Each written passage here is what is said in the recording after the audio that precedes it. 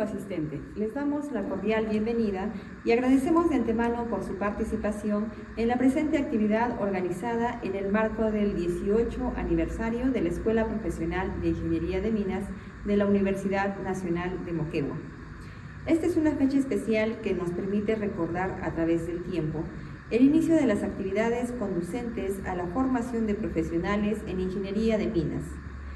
El tiempo ha pasado y hoy tenemos a la Escuela Profesional de Ingeniería de Minas con mayores retos que se resumen en formar profesionales calificados en el rubro minero, con facilidad de abordar la investigación e innovación tecnológica, propiciando la conservación del medio ambiente, integrando las fases de exploración, explotación, procesamiento y cierre de minas, impulsando el desarrollo regional y nacional, con proyección internacional. Motivos suficientes para abrir una ventana para que los profesionales vinculados al rubro nos presenten sus avances, experiencias, investigaciones y su saber del conocimiento en este tercer Congreso Surperuano de Investigación. Dicho esto, me permito presentar a nuestro primer ponente de la jornada, Dr. Arquímedes Vargas Luque, ingeniero geólogo de la Universidad Nacional del Altiplano. Magíster en Gestión Empresarial, doctorado en Ciencia y Tecnologías Ambientales. Actualmente docente de la Universidad Nacional de Moquegua. Se presenta con la ponencia titulada Aplicación de roca volcánica en el tratamiento de aguas residuales. Doctor Arquímedes Vargas Luque, le damos pase para que presente su ponencia. Gracias por la presentación. Entonces, les presento el tema piroclasto pumicita del volcán Tixani en el proceso de tratamiento de aguas residuales de una población. Para ese trabajo, el equipo que lleva adelante esta actividad está conformado por los ingenieros Carol Gondori Paucar, Richard Maquera Quispe, Stephanie Linares Molina, quien les habla, Arquímedes Vargas.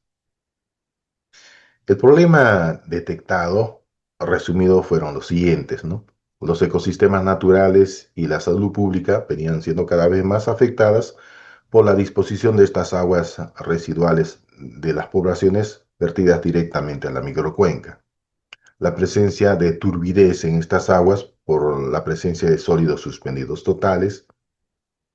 Luego, la posibilidad de usar los materiales de la zona, ¿no? Tenemos materia en la zona, canteras de rocas que podíamos disponer para poder solucionar este problema de la presencia no solo de sólidos suspendidos totales, sino también la demanda química de oxígeno y la demanda biológica de oxígeno, y también controlar el pH. Cambruni se encuentra en la región Moquegua, perteneciente al distrito de Carumas, presenta una población de 2.243 personas. Esa cantidad de población genera 2 litros por segundo de aguas servidas. Vemos en la parte inferior la planta de tratamiento vetusta que se tiene aún, pero no cumple con el fin del tratamiento de las aguas residuales, ¿no? Porque las aguas directamente se van yendo a la microcuenca, ¿no? Está Cambruni acá, un poco más para conocer. La parte alta del sistema de tratamiento está en la parte inferior. Si vemos Cambruni, en su margen derecha se encuentra otro centro poblado, Somoa, en la parte izquierda Sailapa y en la parte inferior el distrito de Carumas, ¿no? Todos unidos en la microcuenca Carumas. La materia prima con la cual se trabajó son rocas volcánicas del tipo eh, pumicita, rocas piroclásticas, que su origen las detallamos a continuación. En el continente, en el contacto de la placa tectónica continental y marina, tenemos un arco volcánico. Producto de ello se han formado las zonas volcánicas del norte del continente en Ecuador, la parte central en el sur del Perú y el norte de Chile, y en la parte inferior en la parte sur de Chile, ¿no? Producto de ello se ha formado esta cadena volcánica, la que en el sur del Perú tenemos registrado con los siguientes volcanes, ¿no? Desde Arequipa, para no ser no tan extensos, el Coropuna, tenemos el Sabancaya, el Ampato, el Chachani, el Misti, Ubinas, el Huayna Putina, Tixani, el Tutupaca, el Caliantes, Yucamani, el Casiri, entre los principales, estos últimos en Tacna y los principales en la región Moquegua. Este arco volcánico ha permitido obtener abundantes rocas volcánicas. Y entonces nos vamos a enfocar en esta subclasificación y encontrar la roca volcánica ideal para este proceso de tratamiento. No sin antes mencionar que se tienen también rocas sedimentarias, que pueden ser clásticas o no clásticas, rocas metamórficas foliadas y no foliadas. Dentro de las rocas ígneas tenemos las intrusivas y las extrusivas, que son las volcánicas. Esas volcánicas las hemos clasificado por su composición química. Existen otras clasificaciones, pero nos interesaba conocer si las rocas eran félsicas o las ácidas, o eran rocas intermedias, o eran rocas máficas o básicas, o eran rocas ultramáficas, ¿no? O ultrabásicas finalmente. También analizamos la textura y estructura. Y entonces llegamos a determinar que los piroclastos eran las rocas ideales. ¿Y los piroclásticos dónde nacen? Los piroclastos son producto de la explosión de estos volcanes que están, los principales en Moquegua, ¿no? El Ubinas aquí, en la margen izquierda de su pantalla superior, tenemos su cono volcánico, en la parte derecha el Tixani y en la parte inferior el Huayna Putina, que su expansión, su radio de influencia luego de su expulsión, fue bastante prolongada, ¿no? Bastante amplia, conocida en los archivos de los estudios volcánicos. Pero la calidad que presentan los piroclastos se caracteriza por su doble nivel de filtración, su gran capacidad de retención de sólidos suspendidos y también su característica de presentar buena absorción, propicio para el trabajo, ¿no? Recordemos que estamos hablando de esta cadena volcánica de solo Moquegua entre Lubinas en la parte superior, Huayna Putina en la parte media y el Tixani en la parte inferior.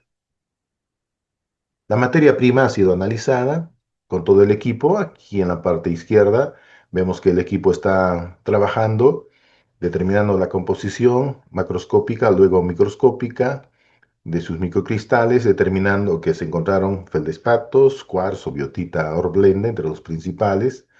En la parte derecha se realizó la característica física, los más relevantes, el color, la densidad, su porosidad y su textura. En la parte inferior se realizó los primeros ensayos para conocer los porcentajes de absorción con las que cual podíamos estar seguros de emplear esta roca. El diseño del experimento la resumo en la siguiente metodología, ¿no? Se instalaron un equipo a escala de laboratorio de 5 tratamientos para distintas concentraciones de roca volcánica de 200, 400, 600, 800 y 1000 gramos. Arriba las aguas residuales conectadas por un sistema de control para el control de los caudales, para su ingreso, para la variación de caudal, y en la parte inferior las distintas concentraciones de roca volcánica, ¿no? Es decir, el filtro, cuán efectivo era en este tratamiento. También se determinó que la mejor eficiencia como filtro de la roca volcánica pumicita era la que presentaba un diámetro de media pulgada, por lo cual se hizo todos los procesos del tamizado, luego el pesado para las concentraciones respectivas. Luego planteamos, ¿no?, cómo es que los tratamientos de diferentes concentraciones de piedra pómez podían disminuir la concentración de sólidos suspendidos totales, ¿no? Y convertimos nuestra variable independiente y la dependiente para contrastar en 5 tratamientos. Nuestros primeros resultados para sólidos suspendidos totales y pH fueron los siguientes.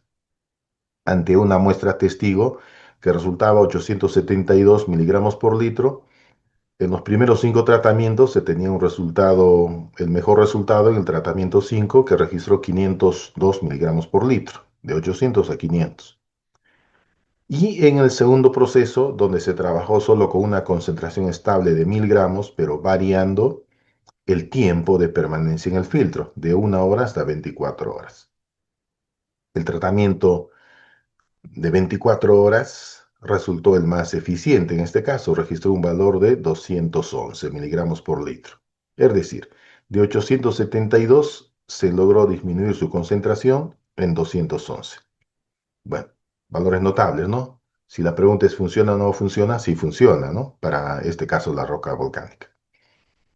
Luego, como se tenía un pH que podíamos sospechar que podía variar en algún momento, aun cuando el pH se registró entre 6.8 y 7.2, como contingencia también se exploró las canteras probables y posibles en la región y viendo cuál es la roca que podía funcionar para este aspecto, ¿no? Para controlar el pH. Entonces determinó que la roca con buena concentración de carbonato podía servirnos para ello. Entonces se ubicó las rocas caliza, ¿no? Como vemos en el panel de imágenes, se tomó la información de los datos, también se llevó al laboratorio para analizar la composición de la roca caliza. Pero no fue tan necesario porque el pH no fue el problema entonces en ese rubro. Pero teníamos algo de contingencias y por A o B podíamos tener alguna variación del pH. Luego, en el segundo paso, se tuvo que ver las distintas concentraciones de roca volcánica pumicita para la demanda química de oxígeno y la demanda biológica de oxígeno, igual en 5 tratamientos iniciales con concentraciones variables de roca y luego otros 5 tratamientos con tiempos distintos, de 1 a 24 horas. Los resultados fueron los siguientes, ¿no? La demanda química de oxígeno en una muestra inicial de 792 se redujo a 714 en el tratamiento 5 y en el tratamiento 10, con variando el tiempo a 24 horas, se logró 479 miligramos de oxígeno por litro. Es decir, una reducción de 792 a 479. ¿Funciona en alguna medida la roca volcánica pumicita? Sí, lógico, ¿no? De 792 a 479. Luego, la demanda biológica de oxígeno fue similarmente, con la misma metodología, en un primer tramo de la muestra testigo, 384, se redujo en el tratamiento 5 a 281, y en el tratamiento 10, con distintas variaciones de tiempo, se registró 207. Pero como notamos, el tratamiento 9 registró ya 206. ¿Qué nos permite inferir esto, no? Que el tiempo ideal o máximo de permanencia en el filtro de las aguas residuales son 12 horas, ¿no? Si superamos a más de 12 horas las 24, los valores son los mismos, ¿no?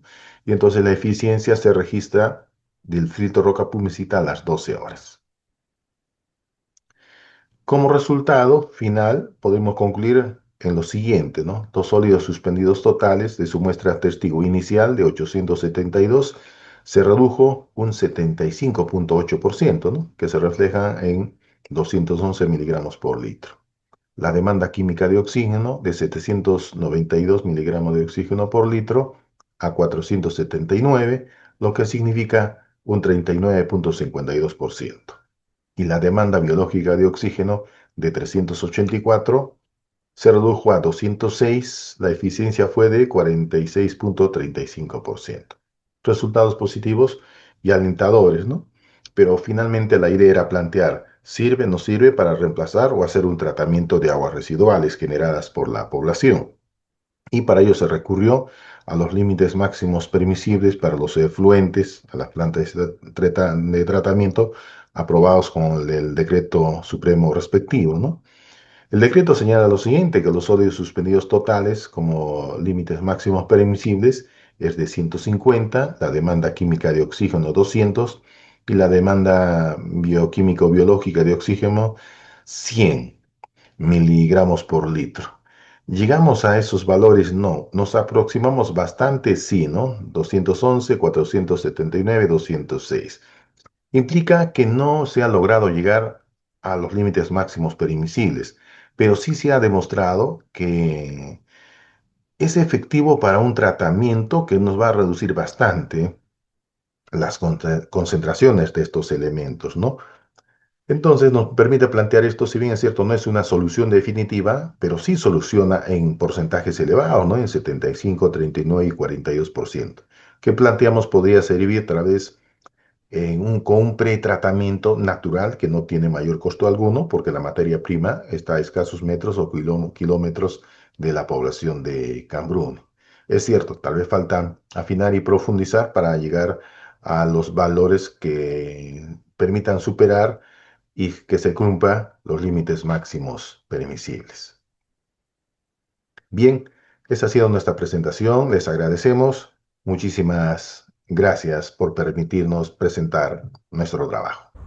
Agradecemos al doctor Arquímedes por su excelente presentación y a continuación damos la bienvenida a nuestro siguiente ponente, el ingeniero Héctor Helber Bolaño Sosa, ingeniero metalurgista de profesión, docente principal de la Universidad Nacional de San Agustín, investigador Scopus índice H12, investigador RENACYT nivel 3, investigador principal de proyectos con Universidad Colorado School Mines USA, administrador general del Centro de Investigación de Metalurgia Extractiva Río Seco de la UNSA, magíster en Ciencia de Materiales, con experiencia en varias compañías mineras como Cerro Verde, Tintaya, Minera Regina, Cuajone, entre otros.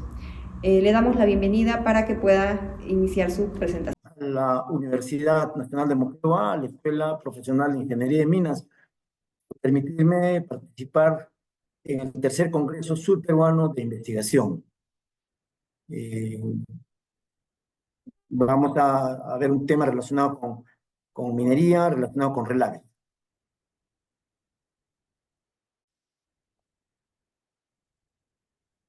El tema en esta oportunidad que vamos a trabajar es inclusión de la ceniza volante, clase F, para mejorar las propiedades mecánicas de geopolimerización de relaves de minería. Actualmente yo soy profesor del Departamento de Ingeniería Metalúrgica e Ingeniería Ambiental de la Universidad Nacional de San Agustín de Arequipa.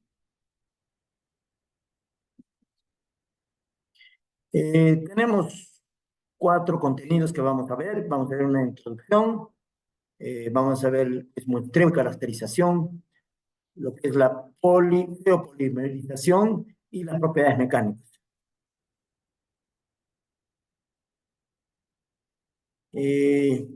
Para ponernos en contexto, ¿qué cosas son los relaves mineros? Son todos los materiales de desecho que quedan después de una operación metalúrgica, ¿no? Donde se han extraído los diferentes especies mineralógicas, y estos relaves constituyen roca pulverizada, muy fina, y algunas trazas de metales, ¿no? Y justamente eso nos genera problemas. ¿Qué hacer con esos metales? Entre ellos puede haber cobre, puede haber plomo, zinc, arsénico, y esos, si están depositados, hay que tratar de pasivarlos. Y este proceso de geopolimerización se trata de eso, de pasivar esos metales y además darles un valor agregado, un valor económico, ¿no? Entonces, los relaves generan, pues, altos costos monetarios, ambientales, ecológicos, ¿no? Porque hay que mantener esas relaveras, hacerles sus mantenimientos permanentes, incluyendo estando la mina cerrada. Y estos relaves son partículas muy finas, pueden dañar el medio ambiente. Como vemos en la fotografía del lado derecho, vemos la polución de un relave antiguo, y que va a generar muchos problemas a las comunidades vecinas. En el lado izquierdo vemos una fotografía, fíjense el color de esas aguas, de los famosos drenajes ácidos, también de los relaves. Ahí tenemos dos problemas fundamentales, que es la polución de un relave y los drenajes ácidos. Ahora, dentro de esto nosotros estamos trabajando con esta pirámide de lo que es la economía circular, y es reutilizar el relave, lo vamos a reutilizar. Vamos a crear un nuevo producto, nos va a generar un desarrollo industrial, nos va a mejorar las condiciones de infraestructura de cualquier comunidad, ¿no? Y el objetivo de nuestro trabajo de investigación es utilizar los relaves mineros, transformándolos en materiales de construcción valiosos y sostenibles. Ahí vemos algunas fotografías de los materiales que es un proyecto construir. Tenemos ahorita trabajo ya a nivel de laboratorio, tenemos ya la tecnología totalmente desarrollada, y estamos para empezar este mes de julio una planta piloto para una producción diaria de unos 1000 ladrillos de geopolímeros en una planta piloto que está llegando de Estados Unidos juntamente con la Universidad de Colorado. Entonces estamos en un nivel ya de organizar una planta piloto a nivel productivo. El trabajo, estamos presentando ahora, donde hemos hecho la recolección de relaves de toda la zona aurífera de Arequipa. Los puntos que estamos viendo es la zona de Moyohuaca, que es donde está instalada mucha minería formal, informal, inclusive ilegal, ¿no? Y vemos ahí en la zona de San Juan de Churunga y la zona de Vítor, también que mostré los relaves, ¿no? Ahí fíjense, estamos mezclando, esto es en la zona de Moyohuaca, y la foto inferior es la zona de una relavera de la zona de Vítor. Todo el relave es proveniente de la minería aurífera. Y nos hemos concentrado en la minería aurífera. Y ahí vemos las características que tienen estos relaves. Son de tipo limoso, son muy finos, ¿no? El material particulado, fíjense el tamaño de partículas, estamos hablando de un 80%, 0.1 milímetros de tamaño, ¿no?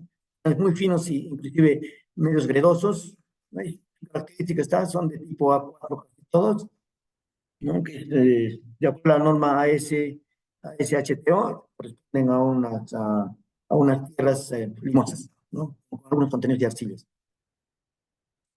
Eso es dentro de la caracterización. Pasamos acá.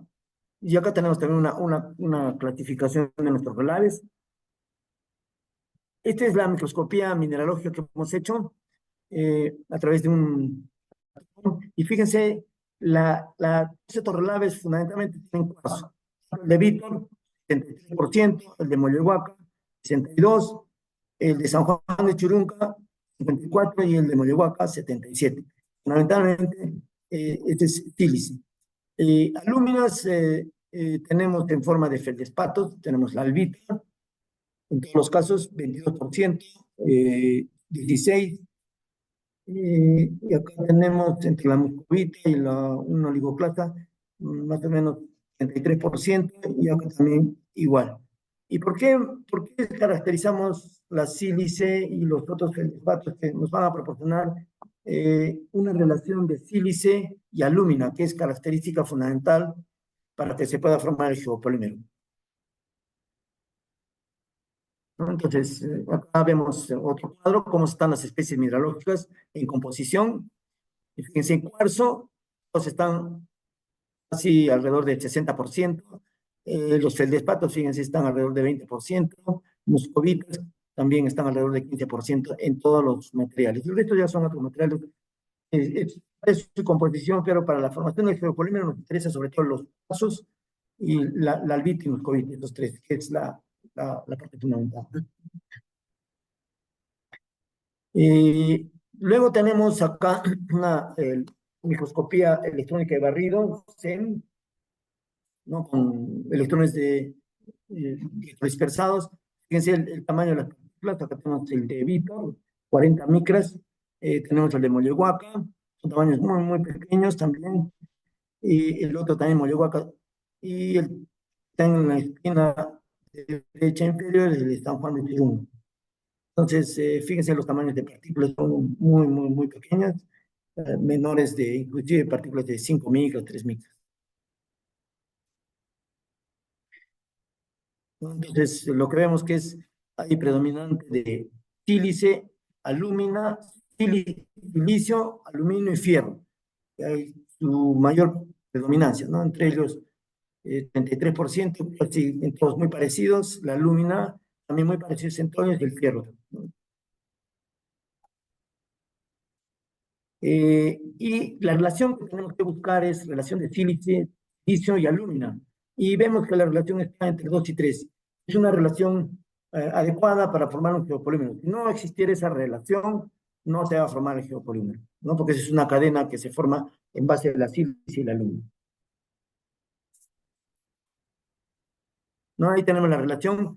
Fíjense, la relación que estamos en un promedio de para Vítor Moyohuaca, estamos en dos muestras diferentes, estamos en cerca de 2, 5 y 3, y la de San Juan de Churunga más bajita la relación, ¿no? Entonces, sí son materiales totalmente cementables, se puede formar geopolímero. Esa es la primera parte que es fundamental para lograr la geopolimerización, identificar bien las muestras, porque no todo relave puede ser susceptible de formar geopolímero. Entonces, por eso en el caso nuestro, la primera etapa ha sido la caracterización química y a través de microscopía electrónica y ver si es factible o no y ver la relación silicio-aluminio. Esas son las cadenas que se forman, las cadenas poliméricas, en base a este catión, este IO4, y que tiene 4 enlaces, que es el oxígeno. Estos son los que se van a unir, los oxígenos están en este tetraedro, se van a unir permanentemente con el otro, ¿no? Entonces tenemos un tetraedro donde en el centro está la sílice, otro tetraedro donde en el centro está el aluminio. Entonces, esa es la configuración estructural que tiene que tener nuestro polímero. Por eso, fundamentalmente queremos ver cuánto de silicio y cuánto de alúmina, pues, y ya hemos visto que sí es factible, pero que está de 2.5 a 3, esa relación que para poder formar esos tetraedros y puedan ser cadenas poliméricas muy extensas.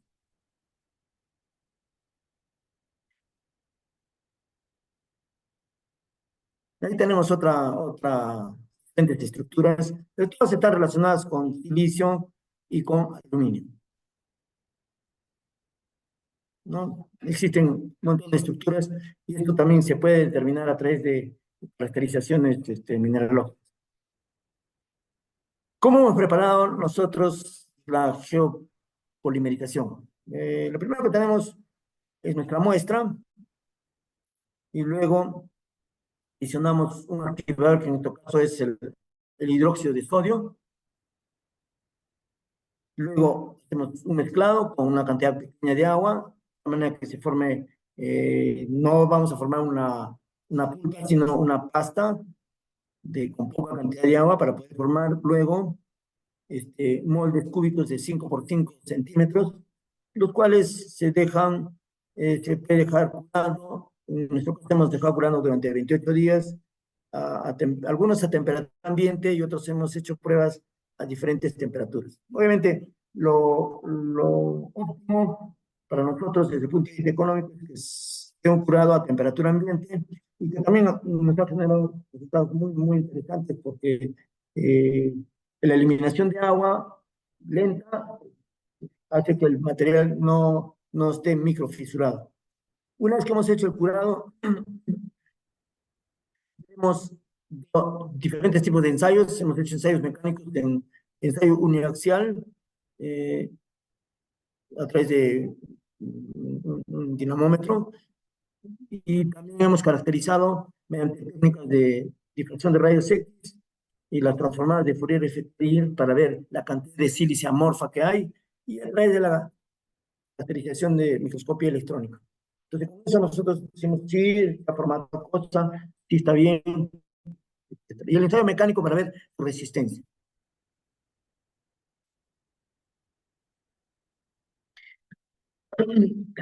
Acá tenemos las pruebas que hemos hecho con mezclado al geopolímero a diferentes concentraciones del hidróxido de sodio.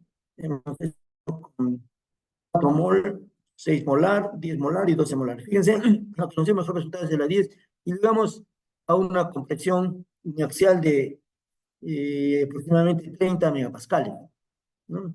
Y acá vemos el equipo con el que se ha hecho la compresión. Fíjense el desplazamiento también, estamos en un porcentaje de desplazamiento de 2.5%. Tenemos el patrón de fractura de los especímenes. Las muestras que tenían poca concentración de hidróxido de sodio, estamos generado mucha material fino y no ha tenido una buena gestión. En cambio, las muestras que tenían 10 y 12 molar no se forman polvo, sino la fractura ha formado pequeñas láminas, o es la que mejor nos ha dado en cuanto a los valores de resistencia. En esta segunda parte vamos a ingresar la geopolimerización, pero adicionamos cenizas volantes. ¿Y por qué adicionamos cenizas volantes? Porque eso nos va a generar una sílice amorfa. No toda la sílice tiene que ser cristalina, si no, no formaría el geopolímero, tiene que ser una cantidad amorfa. Entonces, como esta sílice no tenía mucha cantidad de sílice amorfa, le hemos adicionado ceniza volante, que sí tiene esa característica. El procedimiento es muy similar a la primera parte. La única diferencia es que estamos adicionando la ceniza volante y la caracterizamos también. El resto, siendo lo mismo, mezclamos, generamos los moldes, cortamos y hacemos ensayos. De porcentajes con 0, 5, 10, 15 y 20% de ceniza volante. Y vamos a ver los resultados que hemos tenido. Y acá tenemos la caracterización de los patrones de las cenizas volantes, ¿no? Fíjense, tiene bastante cuarzo, ¿no? Tiene también muscovita, que es un tipo de micas, y calcita. Y fíjense, acá está a través de microscopía electrónica. eh, la fotografía del lado izquierdo es la ceniza volante y su composición, fíjense, tiene 41%, de acá lo vemos en este pico, con la energía a través de la microscopía electrónica. Y la fotografía del lado derecho, podemos ver una partícula del relave. Y ese relave, fíjense, tiene 20% de sílice y de aluminio, ¿no? Entonces, esta partícula es media redondeada, es justamente las cenizas volantes tienen esa característica, ¿no? Son muy reactivas. Acá vemos otra fotografía, el relave, fíjense ahí, la formación de este relave, estamos hablando acá de 2000 aumentos, y en el lado derecho, fíjense, la ceniza volante son partículas esféricas, bien diferentes su morfología, ¿no? Y son muy pequeñas también. Estamos hablando también de 2000 aumentos. Acá vemos otra fotografía. Estas ya son las composiciones con diferentes porcentajes de ceniza, con 5%, 10% del lado derecho. Fíjense, ahí están la mezcla de la ceniza con el relave. Y acá tenemos con 15, también con 20%. Fíjense las esferas, que es la ceniza volante, y las que tienen forma de placas son las ceniza, el relave. Ahora, hecho eso, pasamos a hacer las medidas de compresión.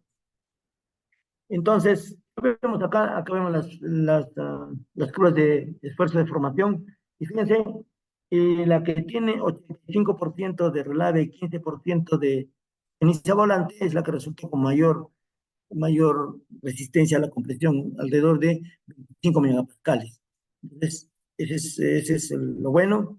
Y acá tenemos también con 15 y 20, ¿no? 15 también tenemos acá, nos está demostrando 25%, 25 megapascales de resistencia a la compresión. Y acá tenemos los patrones de falla, fíjense a comparación de las anteriores, en todos los casos genera pequeñas placas, fake, ¿no? No hay polvo, pues eso nos da una garantía que sí ha funcionado las propiedades de cementación en los diferentes. Acuérdense que estamos viendo el de 15% de ceniza volante, que es la fotografía fíjense cómo ha sido el patrón de fractura.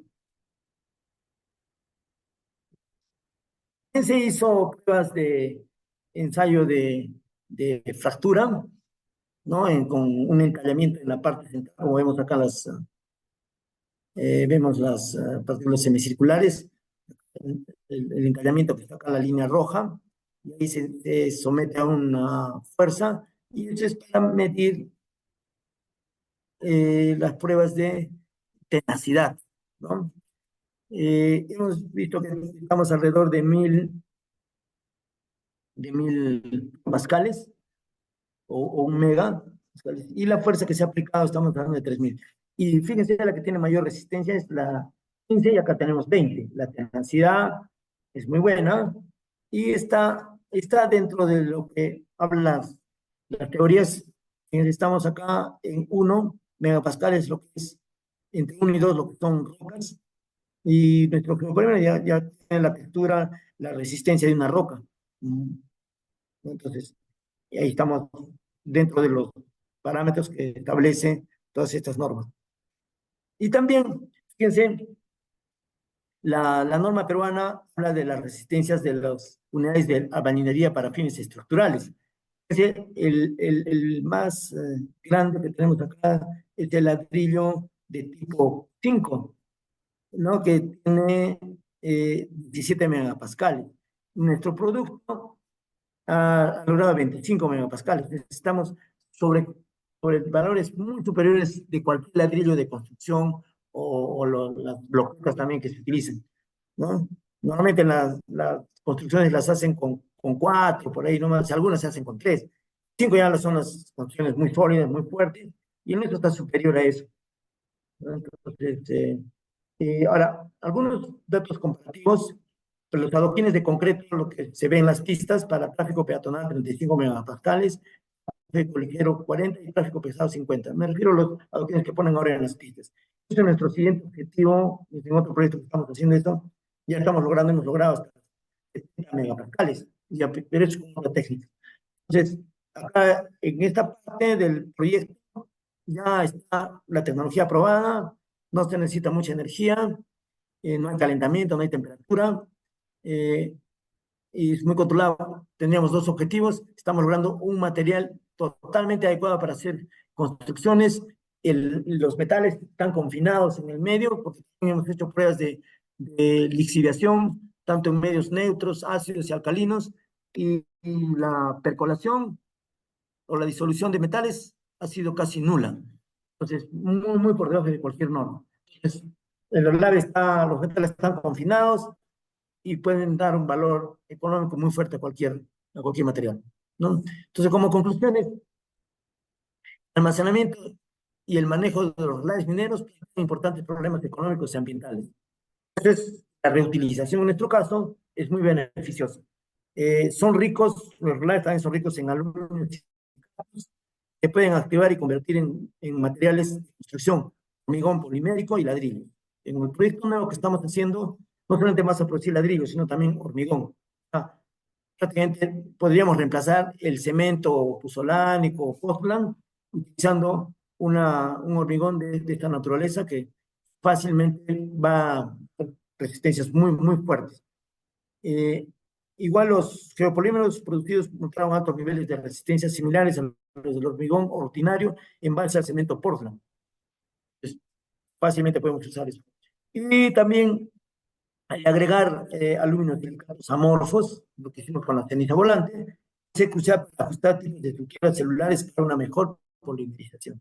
O sea, nos daría mejores oportunidades.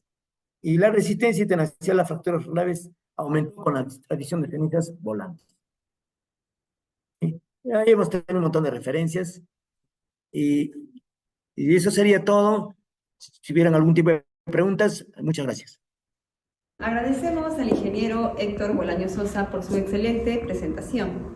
A continuación, damos la bienvenida al magíster Néstor Pirco Ferreto, biólogo microbiólogo de la Universidad Jorge Basadre Grossman, magíster en Ciencias Biológicas de la Universidad de Tarapacá, Arica, Chile, egresado del doctorado en Ciencias de Salud Pública de la Universidad Nacional de San Agustín de Arequipa, docente universitario en las asignaturas de Biología y Medio Ambiente. Actualmente docente extraordinario de la Escuela Profesional de Medicina de la Universidad Nacional de Moquegua. Se presenta con la ponencia titulada Baja tasa de publicación de tesis biomédicas de posgrado en revistas indexadas, un estudio retrospectivo de una universidad pública peruana. Le damos la bienvenida para que inicie con su presentación. Miembro del Comité del Tercer Congreso Sur Peruano en Investigación Científica, autoridades, estudiantes, público en general, muchas gracias por participar en este evento. A continuación quiero presentarles un trabajo que hemos estado realizando en colaboración con colegas de la Universidad de la UNSA. Y se trata sobre algunas características que hemos encontrado en la publicación de artículos. Y he referido a la publicación específicamente en tesis. Por lo tanto, nuestra pregunta fue, ¿qué características tenían las tesis para ser publicadas en revistas indexadas? El título de la investigación es Factores asociados a la publicación de tesis biomédicas de posgrado en revistas indexadas. Experiencia de una universidad nacional en el sur del Perú. Bueno, un artículo científico es un documento producto de una investigación en el cual se divulga a una comunidad académica y eso puede ser accesible por cualquiera, académico o no académico. Entonces, la importancia de publicar es que da visibilidad a la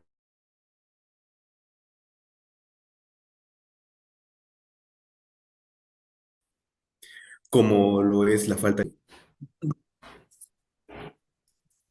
Bien, ahora, ¿qué es un artículo científico? Un artículo científico es un documento producto de una investigación para mostrar hallazgos nuevos, refutar teorías, y eso se comparte a una comunidad científica. Entonces, la, la necesidad de publicar no solamente es reconocer a la universidad que se está haciendo investigación, sino que también ayuda a formar el pensamiento crítico, ayuda a la visibilidad de la universidad y también, por ende, mejora la atención médica. Ahora, también se ha descrito que hay algunas limitaciones a la hora de publicar artículos que, que vienen de las tesis, y es como son la falta de tiempo, escasos conocimientos, una pobre cultura en publicación. También hay que algunos docentes no están capacitados, no tienen mucha experiencia, entonces eso limita que una tesis se publique.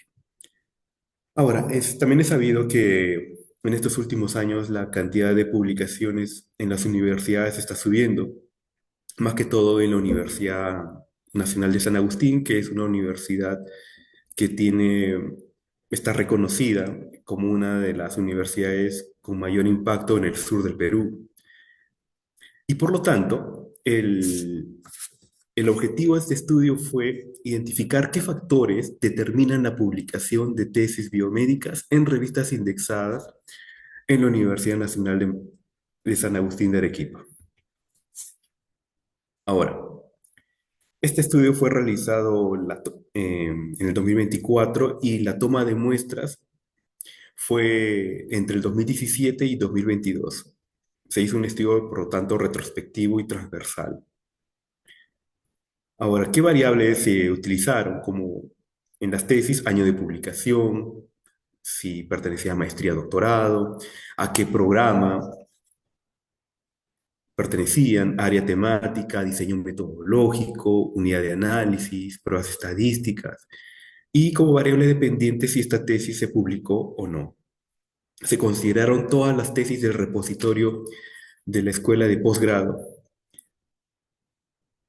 y y como criterio de exclusión fueron aquellas tesis incompletas, aquellas tesis o que estaban incompletas o que no pertenecían al programa, a la facultad de medicina.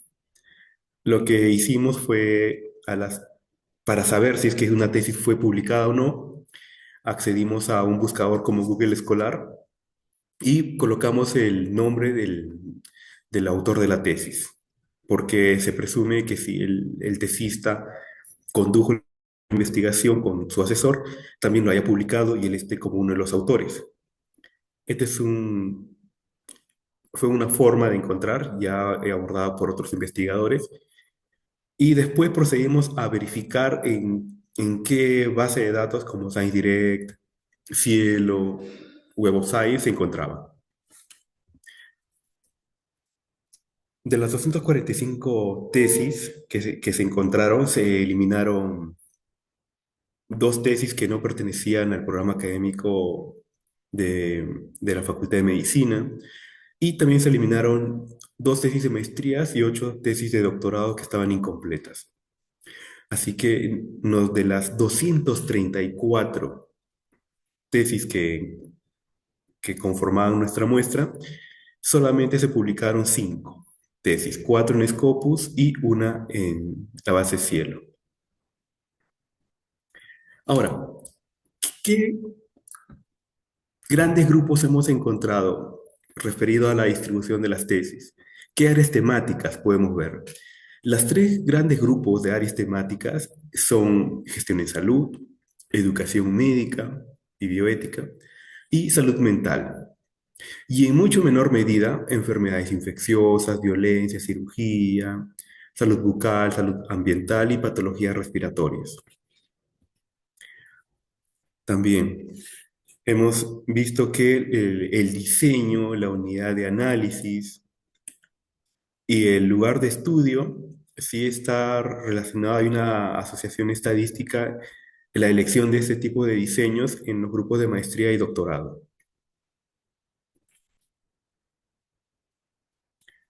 Al análisis bivariado de que cuál de estas variables como sexo, profesión, si era médico o no, si es de maestría, doctorado, si la tesis fue observacional, experimental, si fue realizada en personas o en no personas como animales, documentos, si el lugar fue hospital.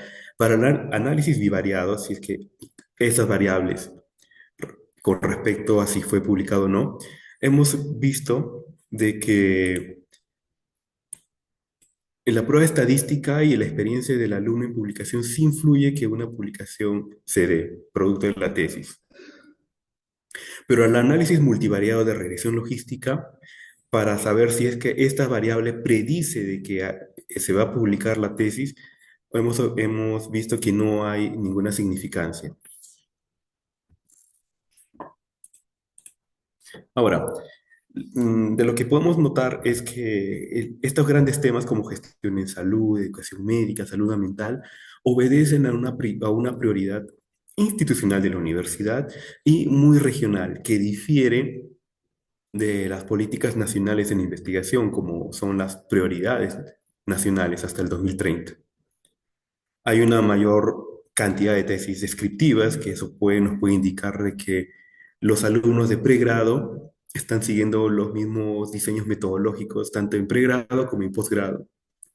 Hay una muy baja tasa de publicaciones, lo que demostraría que los programas que ellos tienen, investigación, redacción, no son suficientes. Hay una falta de formación, aún está muy primordial, hay que seguir mejorando. Y también, a comparación de lo que dice la literatura, de que la experiencia del asesor influye que una tesis sea publicada, lo que dice la teoría, lo que hemos encontrado que cuando hicimos ese trabajo no influye. Lo que sí influye es la experiencia del alumno en publicación. Esta nos podría tener una limitación. Este modelo de regresión lineal, que es un modelo multivariado, es un poco sensible cuando nosotros analizamos variables que estén relacionadas. Entonces, eso puede explicar también de que el análisis multivariado no haya sido significativo, así como la escasa cantidad de muestras. Esa ha sido una de las limitaciones del trabajo. Por lo tanto, podemos concluir que la gestión en salud, la educación médica y bioética y salud mental fueron los áreas temáticas en mayor proporción, así como un uso de un diseño metodológico observacional en lugares hospitalarios y teniendo como unidad de análisis a los humanos. También hay una muy baja tasa de publicación de tesis en los 6 años abordados. Y la publicación de tesis no estuvo asociada a la experiencia investigadora ni del estudiante ni del asesor. Muchas gracias por su atención. Si tienen alguna duda, algún comentario, podrían escribirme a este número de contacto en epilcof@unamedu.p. Muchas gracias por su atención. Agradecemos al magíster Néstor Pilco Ferretto por su excelente ponencia. Asimismo, damos la bienvenida al estudiante Frank Rodrigo Quicaño Condori, estudiante de tercer ciclo de la carrera de Medicina Humana, semillero de investigación de biomedicina de la UNAM. Se presenta con la ponencia titulada Situación actual del ligamento anterolateral en el Perú, una revisión sistemática. Le damos la bienvenida para que pueda iniciar con su presentación. Distinguidos organizadores, autoridades académicas y participantes del tercer Congreso Surperuano en Investigación Científica. Yo soy Frankie Caño, yo soy estudiante de la Escuela Profesional de Medicina y el día de hoy les daré a conocer una revisión sistemática sobre el ligamento anterolateral en el Perú. Asimismo, quiero reconocer el gran esfuerzo de mis docentes, del doctor Giancarlo Urquizo Pereira y del doctor Néstor Pilco Ferrer, quienes son actualmente mis docentes en la Escuela Profesional de Medicina de la UNAM. Vamos a continuar hablando del ligamento anterolateral. Ustedes al lado derecho superior de las diapositivas pueden mirar una imagen. Esta imagen que tienen ahí viene a ser lo que es la zona de la rodilla. Ustedes logran mirar un elipse de color amarillo al centro. Este elipse presenta lo que es el ligamento anterolateral. Entonces, ¿para qué nos sirve? ¿Qué pasa cuando este ligamento se rompe? Cuando tiende a romperse este ligamento, va a aumentar la inestabilidad rotacional de la rodilla y es aquí que partimos de su importancia. ¿Cuál es la importancia de este ligamento anterolateral? Es clave, es importante para la estabilidad rotacional de la rodilla, especialmente cuando suelen haber lesiones conjuntas o combinadas con el ligamento cruzado anterior. ¿Ya? Es más, para hablar de su importancia tenemos que hablar de su anatomía. Al lado derecho inferior ustedes pueden mirar un plano anatómico, un plano lateral de la rodilla. Esa porción verde que ustedes pueden visualizar viene a ser el ligamento anterolateral. Entonces ustedes se dan cuenta que este ligamento va a nacer y se va a insertar en una zona. ¿Dónde va a nacer este ligamento? Este ligamento va a nacer en el epicóndilo lateral del fémur. ¿Y dónde se va a insertar este ligamento? Este ligamento se va a insertar en la porción anterolateral de la tibia, justo por delante del tubérculo de Gerda. Entonces, esta ubicación es importante. ¿Por qué? Porque va a interactuar con la cápsula articular, con el movimiento de la rodilla. Ahora vamos a hablar de su evidencia biomecánica. Normalmente suelen haber lesiones combinadas entre el ligamento cruzado anterior y el ligamento anterolateral. Entonces, normalmente cuando suele haber alguna reconstrucción de este ligamento cruzado anterior y no se suele tocar, no se suele abordar eficientemente lo que es el ligamento anterolateral, puede causar una inestabilidad persistente, incluso después de la operación. Y es de ahí donde partimos nosotros, donde parte esta investigación. ¿Por qué? Porque hay muy poca literatura con respecto a este ligamento anterolateral en el Perú. Y como hay muy poca literatura, eso nos ha llevado a justificar este estudio, esta investigación, este trabajo, es la relevancia para este trabajo. ¿Por qué? Porque en el Perú, en un país donde hay alta frecuencia de lesiones de rodilla, la ausencia de este tipo de estudios puede contribuir a subdiagnósticos y a tratamientos quirúrgicos inadecuados. El objetivo de esta investigación es analizar la producción científica peruana sobre el ligamento anterolateral, el volumen, el tipo, las limitaciones, para poder visualizar la brecha actual y orientar a futuras investigaciones. Para realizar esta revisión sistemática, aplicamos una metodología rigurosa, donde tomamos en cuenta toda la producción científica relacionada al ligamento anterolateral en el contexto del Perú. Entonces, comenzamos con estrategias de búsqueda. Aquí tomamos en cuenta 5 bases de datos internacionales sumamente reconocidos. Tenemos a PubMed, Cochrane Library, Web of Science, LILACS y Cielo. Asimismo, se buscaron los términos en inglés y en español de anterolateral ligament and Peru. Posteriormente, pusimos criterios de elegibilidad. Tomamos en cuenta reportes de casos, revisiones, cohortes, casos y controles de corte transversal y experimentales. Posteriormente, de esta bibliografía se seleccionó los estudios. Nuestro principal criterio de selección fue la participación de autores peruanos y el enfoque en el ligamento anterolateral. Posteriormente, se extrajo y se sintetizó los resultados, donde se tuvo en cuenta los siguientes datos: el año, el tipo de documento, el país de afiliación y, sumamente importante, la participación peruana. Asimismo que también se contó con el tipo de colaboración, el idioma, la revista, el cuartil, el objetivo de estudio y el enfoque en el ligamento anterolateral. En este estudio no se tomaron en cuenta una aprobación ética, debido a que nosotros no trabajamos directamente con pacientes. Sin embargo, se respetó la transparencia de la investigación y se respetó los criterios metodológicos. Tras aplicar nuestra estrategia de búsqueda y los criterios de elegibilidad, procedimos al análisis de resultados obtenidos. En este caso, hemos encontrado 3 artículos relacionados al ligamento anterolateral en el Perú. El primero perteneciente a PubMed, el segundo perteneciente a Web of Science y el tercero a bioRxiv. ¿Qué es bioRxiv? bioRxiv es una plataforma de preprint. ¿Qué quiere decir eso? Que se envía el artículo está en revisión, pero no se publica todavía, sino que está en revisión.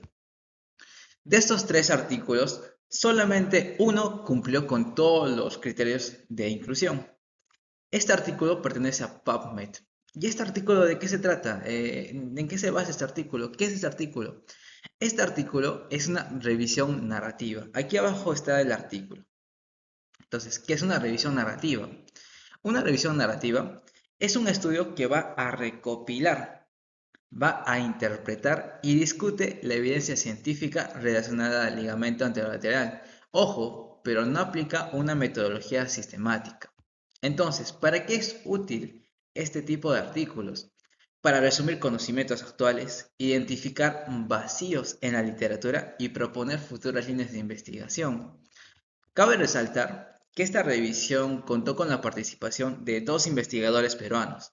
Contamos con el apoyo del doctor Jorge Hurtado, que es afiliado a la Clínica San Felipe de Lima, y también contó con el apoyo del doctor Guillermo Siefkovic, que es afiliado a la Clínica Vallesura 1, ubicada en Arequipa.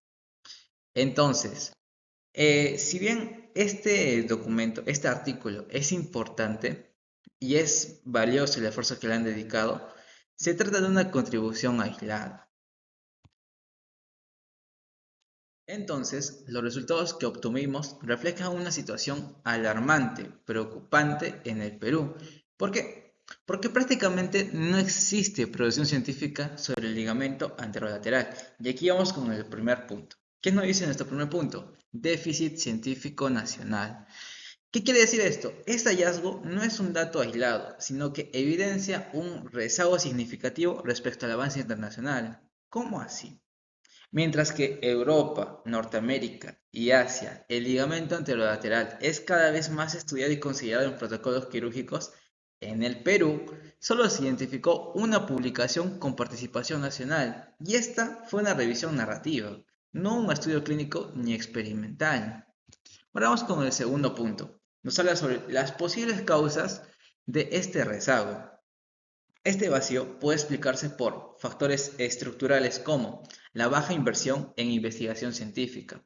Otro, la débil articulación entre instituciones académicas y clínicas y las limitaciones en la formación médica especializada, donde el ligamento anterolateral ni siquiera es mencionado en muchos planes curriculares.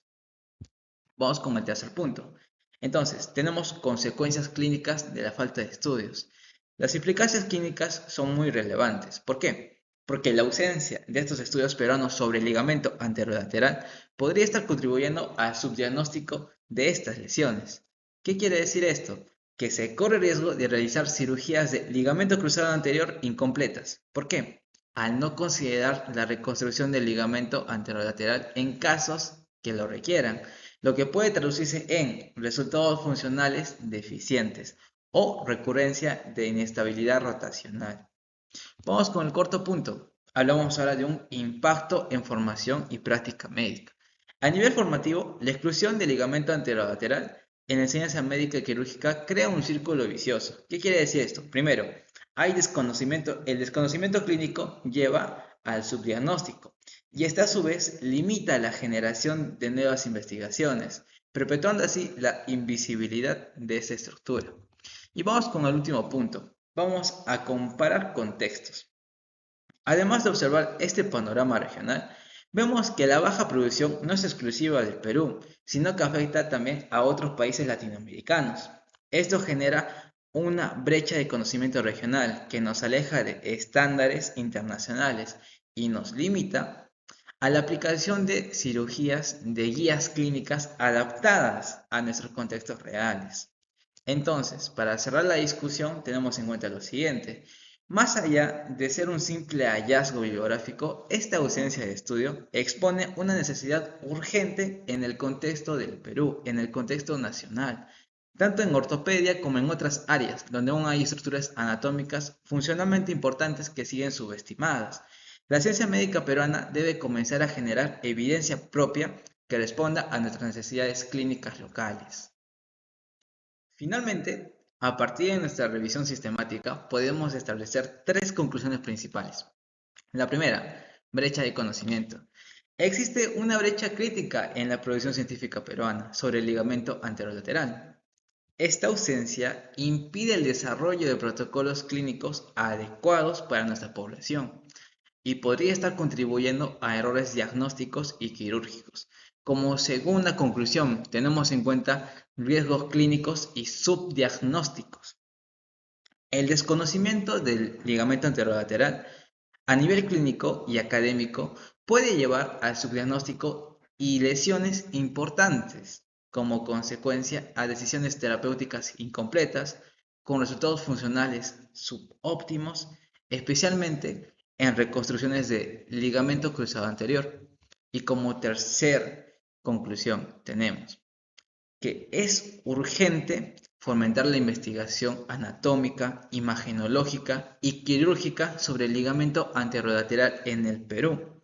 Solo generando evidencia de nuestra realidad podremos adaptar los avances internacionales a las necesidades de nuestros pacientes y enriquecer la formación médica nacional. Finalmente, hago un cierre y un llamado a la acción.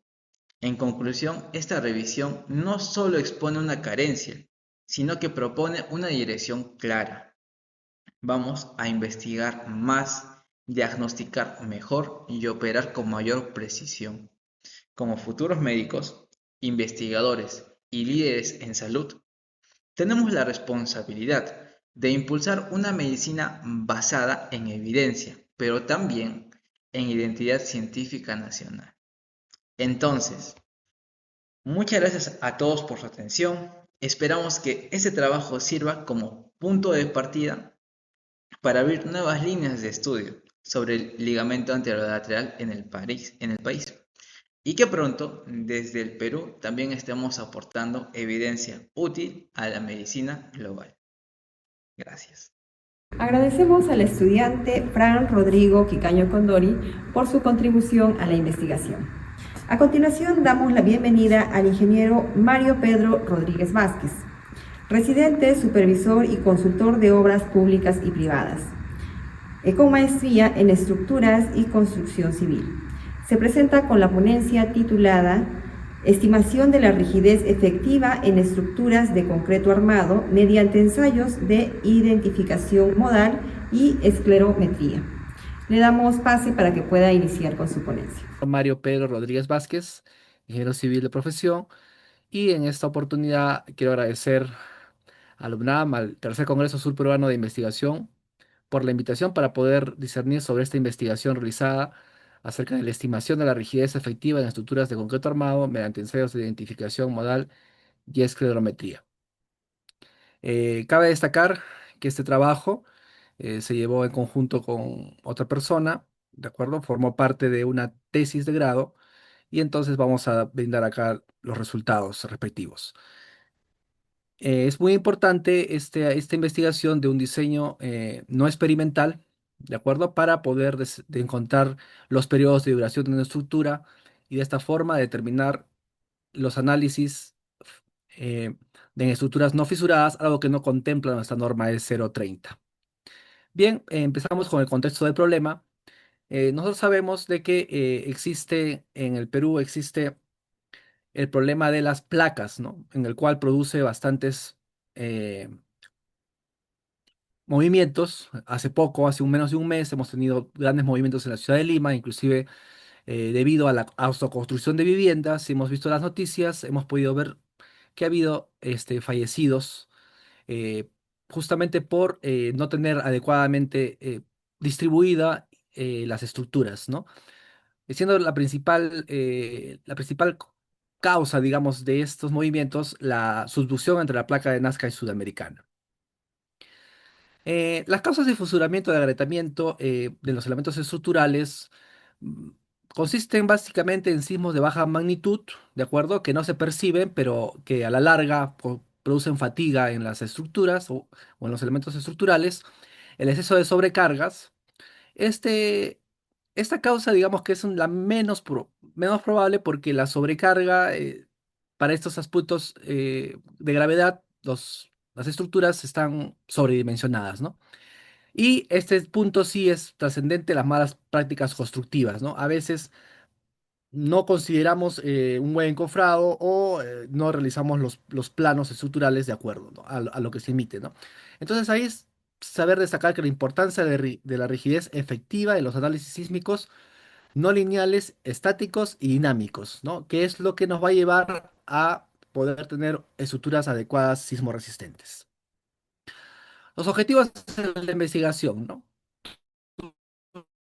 Tuvimos cinco objetivos, de los cuales uno es general y cuatro específicos.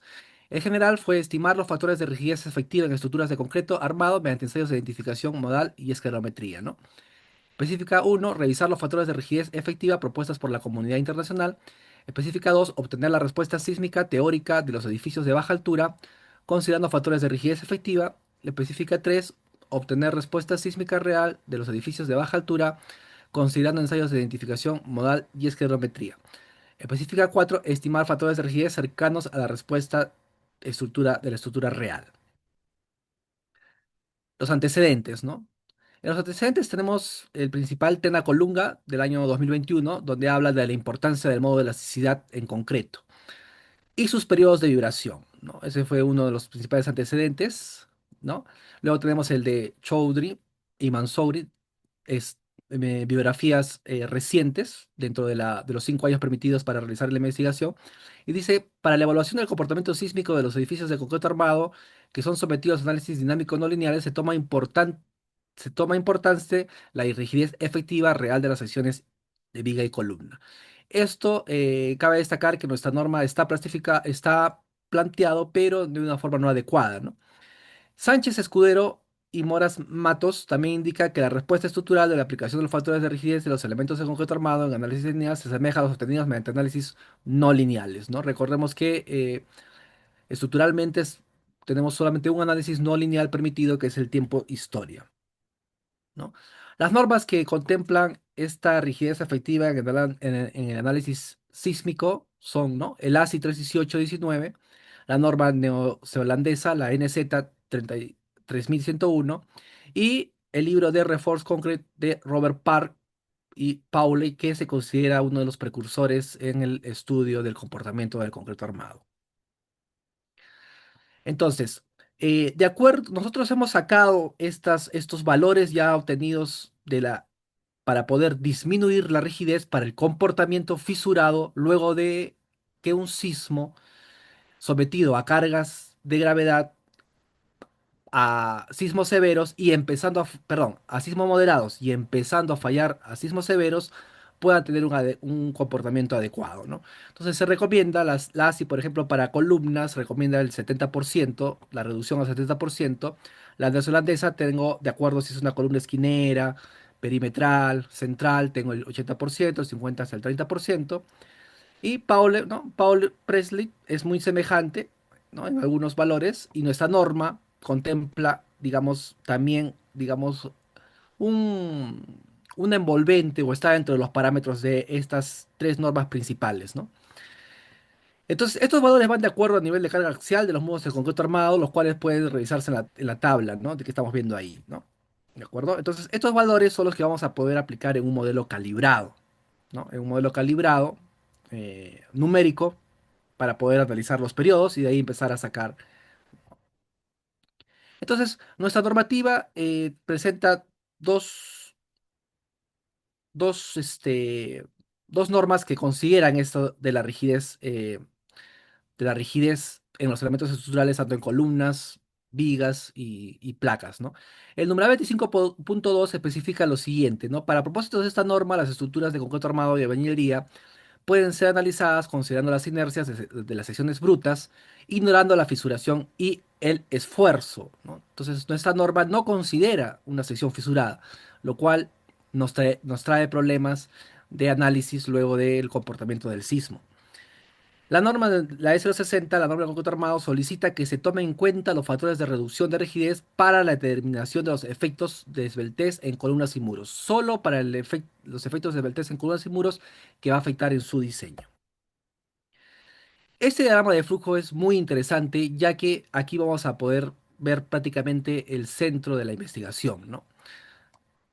Nosotros tenemos, ay, disculpe, nosotros tenemos aquí que la rigidez es L, que es el modo de elasticidad que hemos visto en un antecedente, y la inercia, ¿no? El modo de elasticidad se halla por un ensayo muy conocido que es la esclerometría, que acá en el margen izquierdo estamos viendo cómo es un esclerómetro, ¿sí? En la parte inferior izquierda estamos viendo, tanto en la parte y la intermedia, vemos cómo se toma estas muestras ¿no? en las estructuras de concreto, de concreto armado, ¿no? Y el I se obtiene a través de un acelerómetro que se ha colocado digamos, en los diferentes diafragmas, ¿no? de la estructura, ¿no? Entonces, obteniendo estos valores experimentales para 4 muestras, que las vamos a ver a continuación, ¿sí? Obtengo el periodo, ¿no? Este periodo, que es calculado por esta fórmula, entonces debe de ser semejante a los, o bueno, semejante o próximo o lejano, vamos a ver, justamente esa es parte de la investigación, a los valores dados por las normas mencionadas anteriormente, ¿no? Entonces, para eso se puede utilizar elementos, modelos finitos para poder hallar el periodo fundamental de vibración, o el análisis modal operacional para poder hallar también el periodo fundamental de vibración por la inercia, ¿no? Si estos son semejantes, se puede obtener los factores de reducción de los elementos estructurales, ¿no? Entonces, ¿cuáles son las variables de esta investigación, no? La variable dependiente vendría a ser los factores de rigidez efectiva, y la variable dependiente vendría a ser el periodo fundamental de vibración, ya que el periodo va a estar en función de la rigidez efectiva. Entonces, acá tenemos los 4 casos de estudio, ¿no? Entonces, el primero que tenemos fue del edificio de la oficina Sigma, en la cual le colocamos esos acelerómetros en los puntos que estamos viendo, en los diafragmas aproximados de cada piso, y en el último piso en la azotea, donde corresponde el centro de masa. Como podemos ver, este es un sistema estructural dual, tiene 7 niveles, presenta un suelo intermedio y su uso es oficinas. ¿De acuerdo? Entonces, esta es una primera muestra. La segunda muestra es el edificio de departamentos Robinson, el cual también tiene 6 niveles, ¿no? Se ha considerado 5 puntos y su uso es de departamentos. También se ha tomado en cuenta el edificio de departamentos Santa Bárbara, ¿de acuerdo? Tratando que todos estos, si se dan cuenta, en la parte superior tienen una azotea que abarca el 25%, ¿no? Aproximado del área total. Y también tengo este de forma más irregular, que es el edificio de oficinas Pachainti, ¿no? Sistema estructural pórticos, niveles 5 y un suelo intermedio, su uso es oficinas. Entonces, para la recolección y procesamiento de información, tenemos que es un acelerómetro de 3 ejes, ¿no? La resolución de 16 bits, este es un acelerómetro, ¿no? Efecto de respuesta de impulso finito, reloj en tiempo real, grabación de datos en tarjeta micro SHD y todas las características que tengo, batería alcalina y peso de 55 gramos, ¿no? Ese, digamos, es mi instrumentación, ¿no? Luego de eso, luego de obtener los resultados, hemos obtenido los valores a través del programa Sísmica Seismosignal, ¿no? A la cual se aplicaron la corrección de línea base de forma lineal, filtro de ruidos, tipo Wusterbo y configuración bandpass. Entonces, los resultados que hemos obtenido, ¿de acuerdo? Son los periodos naturales, ¿no? A través de este acelerómetro, ¿de acuerdo? Y luego de aplicarlo al programa Seismosignal, ¿no? Se obtiene que, por ejemplo, el sigma tiene un periodo en X, ¿no? De que se está percibiendo ahí, aproximado al 0,5. El periodo en Y sí es más, debe ser entonces de mayor masa, no, de mayor masa, con casi el 0,76 segundos, ¿de acuerdo? Y asimismo para Robinson, para Santa Bárbara y los errores estándar que consideran los periodos naturales de vibración obtenidos, ¿no? Entonces, aquí es muy importante indicar que los periodos fundamentales de vibración fueron dados según esta norma de 0,30, considerando las inercias dadas en la tabla anterior, ¿no? Hace como unas 6 diapositivas hacia atrás, ¿no? Tenemos estos valores, ¿no? El modelo numérico, ¿de acuerdo? El modelo numérico con los periodos de duración, ¿de acuerdo? De, el modelo numérico con los periodos de duración se obtiene un valor mayor, ¿no? 0.879, 0.456, ¿no? Y el calibrado se refiere cuando nosotros hemos aproximado el periodo obtenido de los valores y también tenemos ahí los resultados, ¿no? Y también tenemos los acelerómetros y las normas ASI, NZ y Pauli, como pueden ver ahí están los valores, ¿sí? Y como pueden ver el calibrado, digamos que es el estándar, ya que se ha tratado de asemejar el modelo numérico con el periodo de la rigidez de las reducidas de las normas. Acá tenemos los periodos fundamentales, ¿de acuerdo? Sí, como pueden ver ahí, todos los valores de test para diferentes metodologías para análisis sísmico de edificio PACH-IT, valores de test para diferentes metodologías de análisis sísmico en edificio Sigma, ¿de acuerdo? Donde se pueden obtener los valores más cercanos, ¿no? Sí, asimismo también los valores de test para diferentes metodologías para Robinson y Santa Bárbara se está comparando, ¿de acuerdo? Y finalmente, entonces, luego de comparar entre el modelo numérico y el calibrado, obtengo que el factores propuestos para elementos de concreto armado serían estos entre un, digamos, trabajo de las normas con gabinete, ¿no? Entonces se comprobó de que la mejor rigidez a aplicar en vigas es para un sistema dual de 0.32 para páginas 20, ¿no? El que da lo más próximo digamos, al modelo numérico, ¿no? Y en las columnas, ¿no? Y solamente el edificio Sigma tenía muros, ¿no? ¿De acuerdo? Entonces, aquí podemos ver que la influencia de variación al periodo de los espectros de aceleraciones, tomando el promedio, son entre 0.593 y 0.78 segundos. Para concluir, fueron realizados ensayos de acelerometría con sensor de movimiento triaxial para obtener el periodo natural de las estructuras estudiadas y ensayos de esclerometría para obtener el módulo de elasticidad de los elementos resistentes. Los resultados demuestran que con los modelos teóricos, bajo la normativa peruana, se obtienen periodos naturales de vibración menores a los obtenidos por los medidos en campo, ¿no? Lo cual demuestra que existe una diferencia entre el periodo natural proyectado con el realmente construido. Los periodos naturales obtenidos con los ensayos de campo son mayores a los obtenidos por el modelo teórico, lo cual demuestra que se tiene una estructura mayor periodo natural. Al obtenerse mayores periodos, los resultados demuestran que pueden obtenerse mayores desplazamientos y menor cortante basal. Para estimar el periodo natural hallado con los sensores de movimiento, se usó factores de reducción de rigidez en los elementos estructurales, ¿no? Los factores de reducción de rigidez de los elementos estructurales demuestran que en condiciones de servicio las estructuras presentan una menor rigidez real. Los ensayos fueron realizados en condiciones de servicio, lo cual pone en duda el comportamiento real de una estructura bajo condiciones severas, ¿no? Entonces, eso sería todo parte de la investigación. Este ha sido un trabajo, vuelvo a repetir, darle crédito, ¿no? Darle crédito a que se ha podido comparar, ¿no?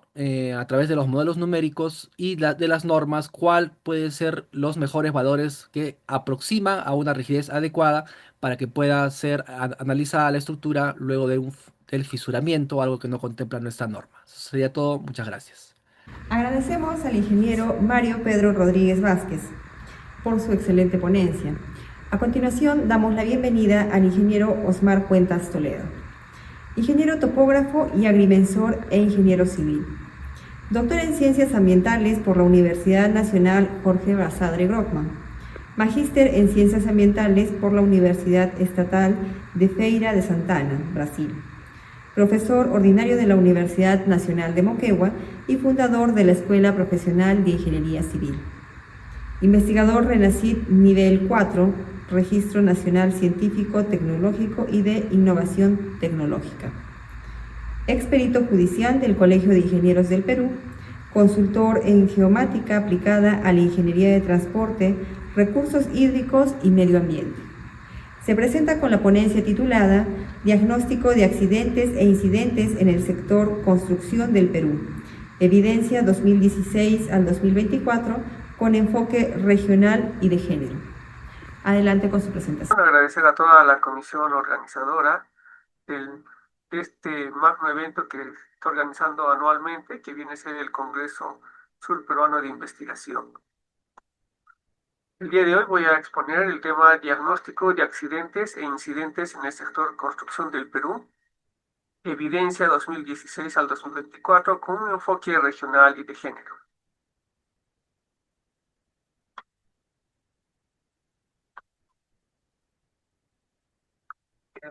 Mi persona es ingeniero topógrafo y agrimensor, ingeniero civil, doctor en Ciencias Ambientales de la Universidad Nacional Jorge Basar de Broma, magíster en Ciencias Ambientales por la Universidad Estadual de Feira de Santana, actualmente profesor de la Universidad Nacional de Moquegua.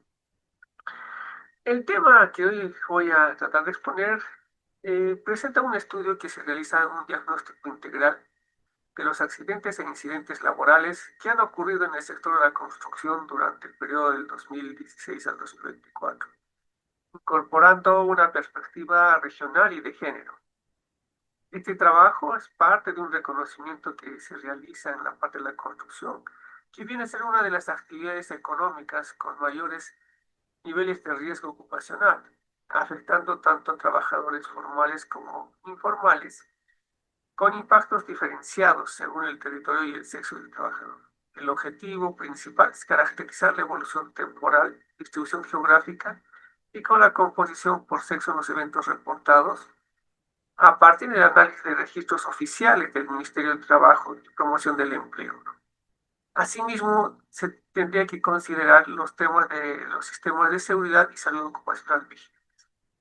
Se emplea una metodología cuantitativa y descriptiva, retrospectiva, complementada con técnicas de análisis espacial y modelamiento de tendencias. Los resultados muestran que durante el periodo que se registraron más de 45.000 accidentes en la actividad constructiva, con un pico en el 2021 y una concentración geográfica en Lima, Callao y Arequipa, ¿no? Entonces, la participación femenina, por otro lado, en la construcción, aunque es minoritaria, se evidencia un aumento en los casos que se dan los reportes de siniestralidad proporcional, lo que revela una necesidad de adaptar las políticas de prevención con un enfoque diferenciado. Eh, Dentro de ello, también nosotros tenemos que tener en consideración que estas cifras no solamente ocurren dentro de nuestro país, sino también en diversos países, ¿no? Es así que la Organización Internacional del Trabajo, la OIT, los accidentes y enfermedades en el ámbito laboral producen 2.350.000 muertes al año, de las cuales 350.000 son a causa de accidentes de trabajo, es que cerca de 2 millones se deben a enfermedades profesionales de la OIT. Eso según los reportes que nos da la OIT 2021. Es importante indicar que la primera causa de la muerte en el mundo son los temas de la enfermedad de cáncer, ¿no? Seguido por los accidentes laborales. Entonces, y los accidentes de tránsito seguidamente. Se observa que los accidentes laborales duplican los accidentes de tránsito. Entonces, por otra parte, la implementación de un sistema integral de seguridad de salud ocupacional en el medio ambiente suma. En la construcción de obras civiles en el Perú, este sistema concibe como un proceso continuo y ordenado a través de estrategias bien definidas. Busca mejorar las condiciones laborales y alcanzar objetivos específicos en las organizaciones. Cabe resaltar que este sistema de las actividades que se dan obedecen al conocido CIU, a la clasificación CIU, que es una clasificación industrial internacional uniforme de todas las actividades económicas. Es un sistema estandarizado que clasifica las actividades económicas de las unidades productivas como empresas, establecimientos, según su actividad principal. Esta clasificación facilita la recopilación y análisis y comparación de datos económicos a nivel nacional e internacional. Asimismo, el CIU permite categorizar las unidades económicas según la actividad que se desarrollan. Por ejemplo, puede ser agricultura, manufactura, servicios, y dentro de eso tenemos la construcción. Entonces, en nuestro país este sistema también está estructurado, ¿no? Una clasificación está organizada por niveles, desde secciones, categorías hasta clases y subclases, ¿no? Entonces, las bases estadísticas de CIU sirven para elaboración estadística económica, permitiendo a los países y organizaciones internacionales comparar datos de diferentes sectores y regiones. Esta herramienta facilita el análisis de la estructura, el productiva de un país, la evolución de las diferentes actividades y la identificación del sector clave. Con referencia a esta clasificación del SIU, podemos decir que es internacionalmente reconocida, lo que facilita la comparación de datos económicos entre diferentes países. En resumen, el SIU es una herramienta fundamental para comprender y analizar las actividades económicas, ya que proporciona un marco estandarizado para clasificar y comparar las actividades a nivel global, ¿no? Asimismo, tenemos reportes sobre los temas de las actividades de construcción en el país, como son los boletines estadísticos del sistema de seguridad que se puede dar a través de estos boletines estadísticos de seguridad y salud en el trabajo. Son informes que detallan los índices de siniestralidad laboral en nuestro país, mostrando que el sector de la construcción es el segundo más riesgoso, ¿no? Dentro de Lima, Arequipa y Callao, lo que se concentra en la mayor cantidad de casos. Eso tenemos disponibles en las citaciones de la misma página web del Ministerio de Trabajo. Por otro lado, la Superintendencia Nacional de Fiscalización Laboral, que es una FIL, también con los informes de supervisión y seguridad del trabajo, identifica que el 58% de las obras inspeccionadas presentan incumplimiento de lo que es el sistema de seguridad del trabajo, ¿no? Especialmente en obras menores de 2.000 metros cuadrados. Entonces, dentro de este análisis descriptivo sobre las investigaciones que se realizan en el Perú, tenemos como uno objetivo es analizar los resultados de las investigaciones sobre el sistema de seguridad y salud, analizar las incidencias de los reportes de accidentes de trabajo reportados desde el 2016 al 2024. En cuanto a la metodología, hemos recurrido nosotros primero a recopilar datos desde la construcción por departamentos y años, la preparación con respecto a los datos que se tienen disponibles en la página web, y hemos empezado a hacer el filtrado y la selección de los datos anuales que se tienen que utilizar. Y solamente hemos extraído las categorías SIU de departamento y también sexo por el tema de la categoría SIU, asimismo a nivel nacional, ¿no? Identificando algunos la ciudad de Moquegua, ¿no? La región de Moquegua. El análisis estadístico es una estadística descriptiva y análisis de tendencias, ¿no? Y con una representación de algunos gráficos que nos permiten dar una interpretación de resultados y los reportes de esta primera versión que estamos realizando, ¿no? Entonces, con respecto al tema de los datos y la información que tenemos, justamente nosotros podemos encontrarlos ellos en la página web, ¿no? En la página web vamos a encontrar las estadísticas de notificaciones de accidentes de trabajo e incidentes peligrosos y enfermedades ocupacionales por actividad económica. Dentro de ellos, nosotros vamos a encontrar la información que está disponible desde el año 2016 hasta el año 2024. Es así que ese link, las tenemos, es un link actual. Al momento nos dan el reporte de todas las estadísticas de accidentes por actividad económica.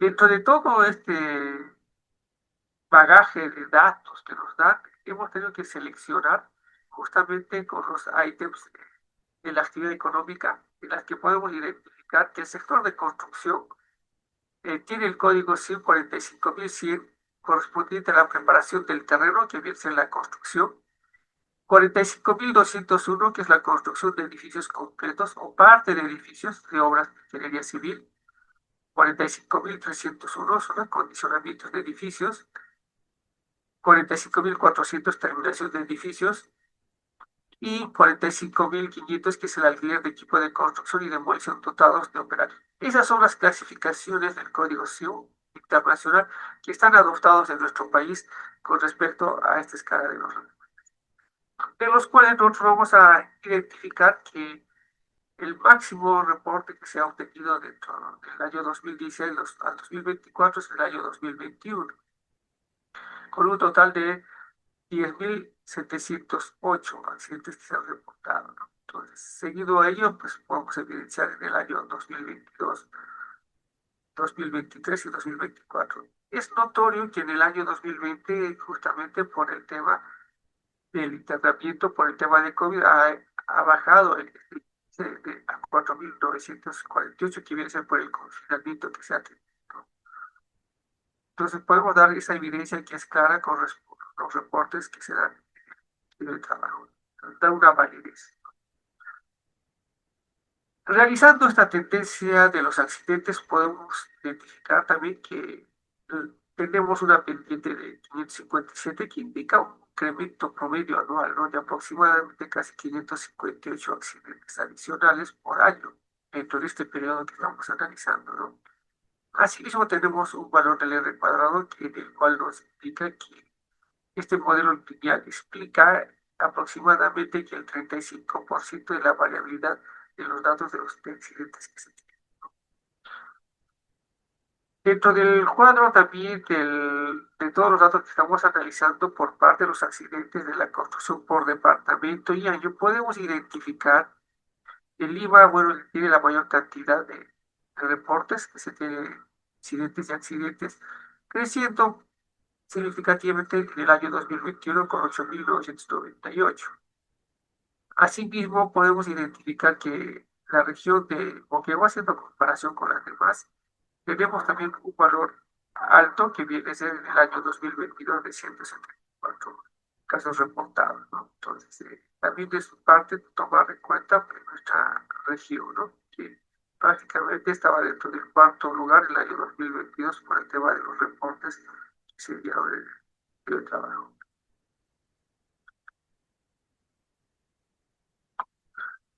Entonces, los primeros principales hallazgos podemos identificar que con mayor siniestralidad han alcanzado un pico de 8.998 accidentes en el año 2021, ¿no?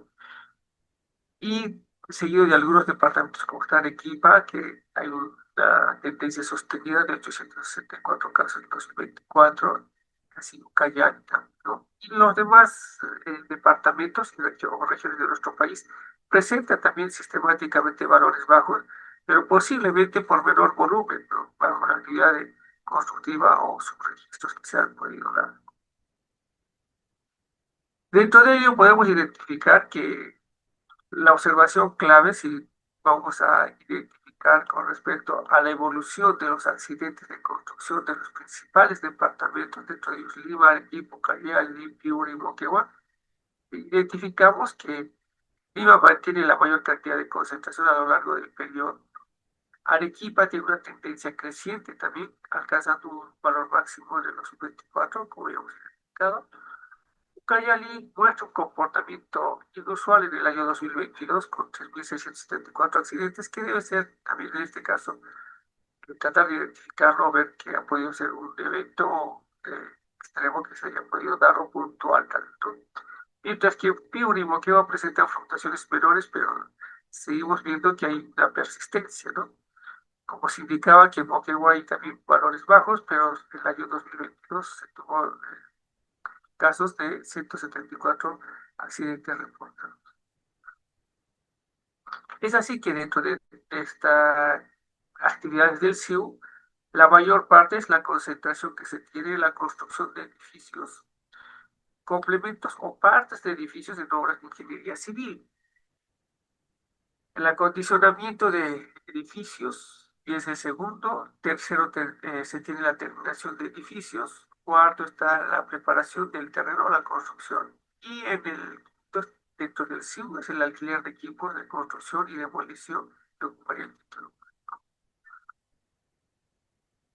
Dentro de este análisis de la actividad del CIU podemos indicar que dentro del tipo de actividad, la construcción de edificios o partes de complemento tienen mayor de 26.000 accidentes, porque su observación es que la actividad más riesgosa y frecuente en el país, no la construcción de edificios o complementos o partes. Luego, seguido del acondicionamiento de edificios que reportan mayor a 25.000 accidentes, que es el segundo más alto, que incluye las instalaciones y acabados, entre otros. La terminación de edificios tiene un reporte promedio de 1.000 y es relativamente riesgoso en la etapa final. La construcción del terreno menos significativa y posible su registro o menor volumen en obras formales. El alquiler de equipos y construcción y demolición con operarios es la última, que sería un nivel muy bajo, pero esto se considera que es alta en la mecanización que podría explicar el bajo número de los accidentes. Dentro de ella, las dos primeras categorías de edificación, ellos concentran el 95% de los accidentes reportados. Las fases previas y posteriores a la estructura, como preparación del terreno o terminación, registran menor siniestralidad, ¿no? Y la fase central de la obra, que es la obra gran pureza y acabados, requiere mayores medidas de control de riesgo en los riesgos laborales. Y también tenemos con respecto a la evolución de accidentes de construcción por sexo, ¿no? En la parte, siempre la mayor parte está en el sexo masculino, que tiene indicadores que sobrepasan de los 3.000, ¿no? Mientras que en el tema femenino los valores son menores a 1.000 casos que se reportan, ¿no? Estamos hablando de 600 hacia abajo. Bien, podemos identificar que con estos resultados la participación de mujeres en accidentes, aunque es baja, pero en términos absolutos, entre el 2 y 7%, han demostrado un crecimiento sostenido desde el 2016, cuando era de solo 126 casos, alcanza a 420 en el 2021. Este comportamiento puede deberse a que hay mayor inserción de mujeres en la construcción, especialmente informal o tareas complementarias, la ausencia de protocolos diferenciados de seguridad para trabajadoras, posible registro de años previos y mejoras de los mecanismos, ¿no? Para los hombres, el número de accidentes refleja la tendencia similar al del total general en un pico del 2019 y un segundo máximo en el 2021. Entonces, en conclusión, podemos identificar que la actividad de la construcción para edificaciones completas concentra la mayor carga de siniestralidad de nuestro país. Lima, Arequipa y Callao son los departamentos con mayor recurrencia de accidentes laborales en construcción. Y en el año 2021 se registró el pico máximo de siniestralidad, seguido con una reducción sostenida desde 2023, aunque sin consolidación de datos que se podría tener en 2024. Con esto podemos tener en consideración recomendar que se debe fortalecer los sistemas de vigilancia y fiscalización en las regiones de mayor siniestralidad, con énfasis en Lima y zonas de alta densidad constructiva. Desarrollar programas de capacitación técnica obligatorias según la subactividad SIU, dirigidos a obreros y técnicos en edificación. Fortalecer la interoperabilidad entre registros administrativos del sector construcción para evitar un subregistro de accidentes. Señores, ante todo, esa es la ponencia que se ha traído en esta oportunidad de este tercer congreso. Muchas gracias por su atención. Estamos disponibles a cualquier preguntas que puedan enviarnos de esta forma virtual. Muchas gracias y muy agradecido. Agradecemos al ingeniero Osmar Cuentas Toledo por su excelente ponencia. A continuación, damos la bienvenida al doctor Víctor Adrián Ponce Estrada, ingeniero de minas, magíster en gestión integrada en seguridad, salud ocupacional y medio ambiente, doctor en ciencias ambientales, con experiencia laboral en diferentes empresas mineras, como Compañía Minera Aurelsa, Compañía Minera Caudalosa, Minero Horizonte, Compañía Minera Poderosa, Minera Aurífera Retamas, Minera Las Bambas, Minera Volcan, Compañía Minera Minsur. Se presenta con la ponencia titulada Incidencia del procedimiento escrito Trabajo Seguro Base en la mejora de la seguridad y salud ocupacional en los trabajadores de la pequeña minería subterránea. Le damos pase para que pueda iniciar con su presentación. Buenas noches con todos, público en general presente. Agradecer al Tercer Congreso Surperuano de Investigación por darme la oportunidad de presentar el tema de investigación titulada Incidencia del procedimiento escrito Trabajo Seguro Base en la mejora de la seguridad y salud ocupacional en los trabajadores de la pequeña minería subterránea. El que habla, doctor ingeniero Víctor Adrián Ponce Estrada. Vamos a iniciar con la situación problemática de la pequeña minería subterránea. Si bien es cierto que en las actividades rutinarias, en la parte operativa, se están reportando lesiones traumáticas debido a la caída de rocas, a gaseamiento, a operaciones maquinarias, explosiones, soplados de minera, desatoro de chutes, tolvas, manejo de herramientas materiales, por lo cual se ha visto conveniente mejorar la seguridad en cuanto a los trabajadores que laboran en interior mina, realizar una investigación con el objetivo de aplicar el procedimiento escrito Trabajo Seguro Base. Bien, el problema general, entonces, vamos a decir que en qué medida el PES base incide en la seguridad y salud ocupacional en los trabajadores de la pequeña minería subterránea. Objetivo general: determinar la incidencia del PES base en la seguridad y salud ocupacional en los trabajadores de la pequeña minería subterránea. Vamos a determinar dos objetivos específicos, ¿no? Primer objetivo es establecer el grado de incidencia del PES base en la seguridad en los trabajadores de la pequeña minería subterránea. Segundo objetivo es determinar la manera que la mejora del PES base incide en las actividades y o tareas de la salud ocupacional en los trabajadores de la pequeña minería subterránea. Bases teóricas.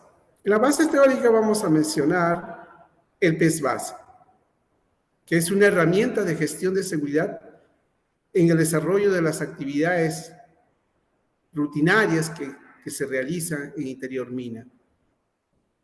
El procedimiento escrito de trabajo seguro.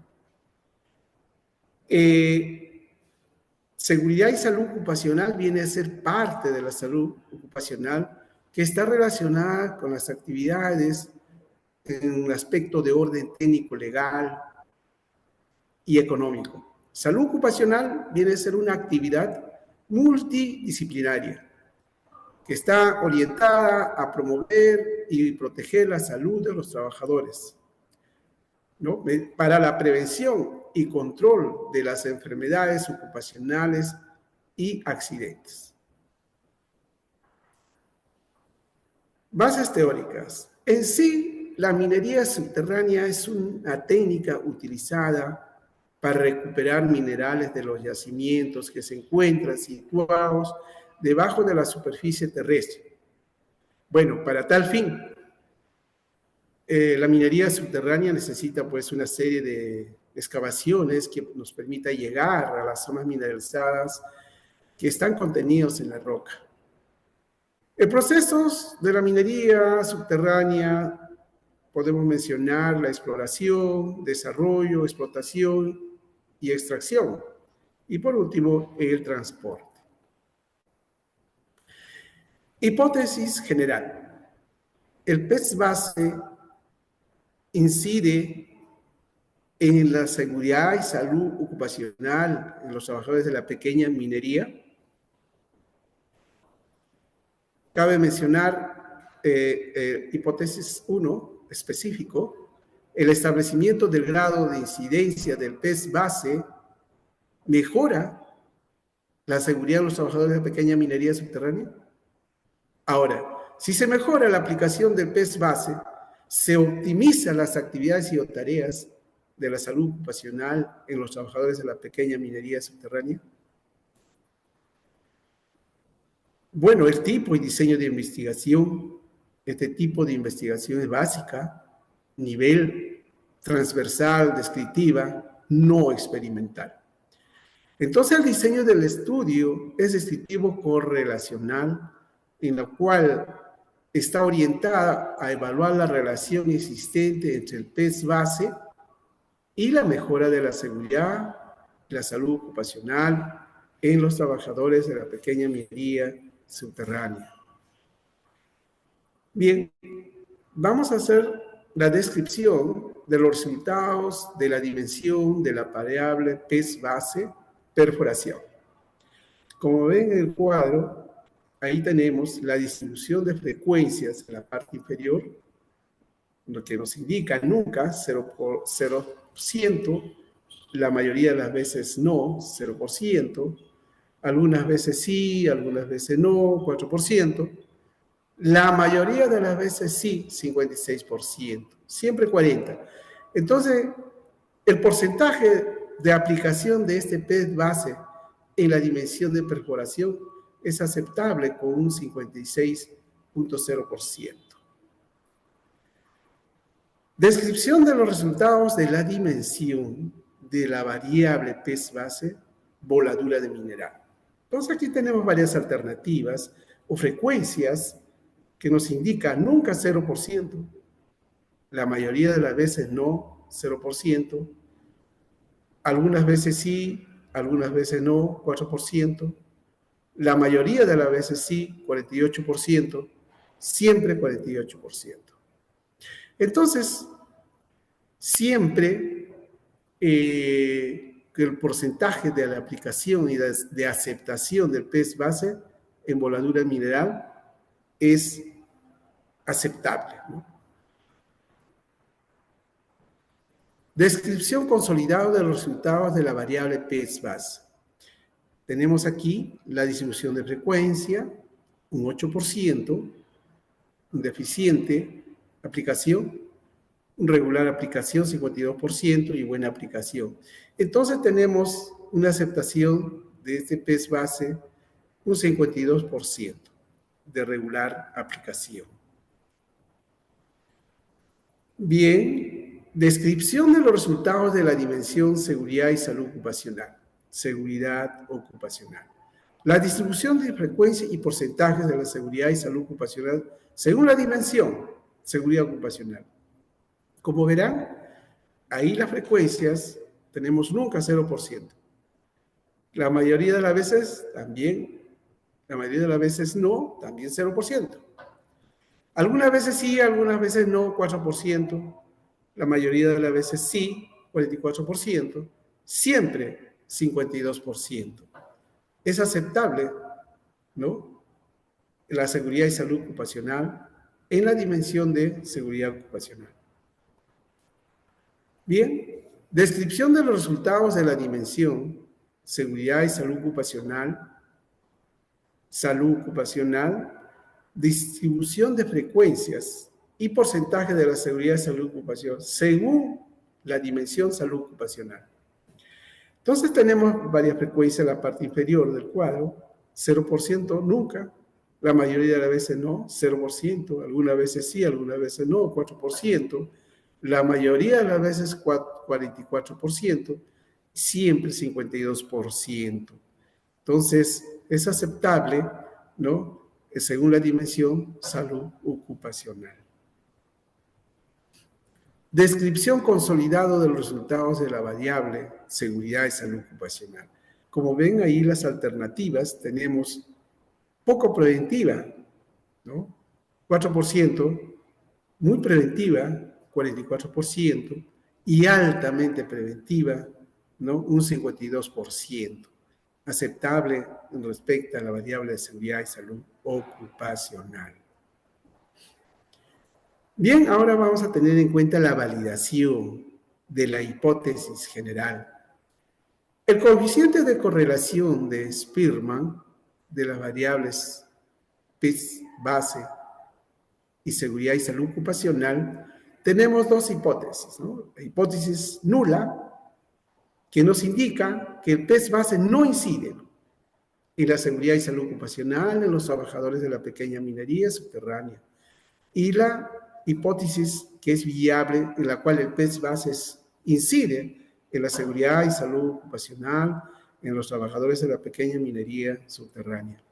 Entonces, Rowe-Spearman, ¿no? El PES base indica la coeficiente de correlación 1, en seguridad y salud ocupacional, R. Spearman dice 0,782, un 78.2%, y tiene una significancia bilateral de 0,0012, 4665. En seguridad y salud ocupacional tenemos una coeficiente de relación R 0,782 y en seguridad y salud ocupacional 1. La significancia bilateral es 0,012, 4665 y el número de trabajadores 25.